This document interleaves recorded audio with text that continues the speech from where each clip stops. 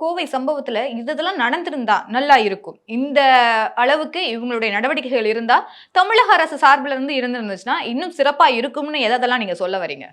இல்ல தமிழக அரசினுடைய சார்புல பார்த்தீங்கன்னா, இந்த ஒரு சம்பவத்த மட்டும் வச்சு சொல்ல முடியாது. எல்லா சம்பவங்களுமே சொல்லணும். அண்ணா நகர் சிறுமியினுடைய பாலியல் வன்புணர்வு பிரச்சனையில காவல்துறை உடனடியா அந்த வழக்க எடுத்திருக்கணும், விசாரிச்சிருக்கணும். 6 மாச போராட்டத்திற்கு பிறகு முதல்வர் ஒரு நிகழ்வுக்கு வந்துட்டு போம்போது, அந்த தாயார் கத்துறத பார்த்துட்டு தான் கூப்பிட்டு விசாரிக்கிறாங்க. அப்ப இந்த 6 மாச இடைவெளி எதற்கு?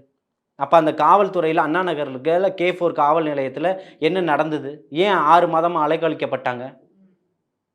அப்ப பேசிக்கலாவே தப்பு இருக்கா இல்லையா?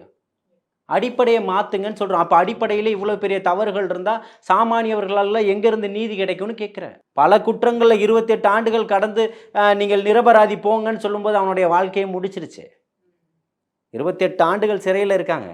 சிறையில இருந்ததுக்கு பிறகு 28 ஆண்டுகள் கழித்து நீங்கள் நிரபராதின்னு சொல்றாங்க. இத எப்படி ஏத்துப்பீங்க?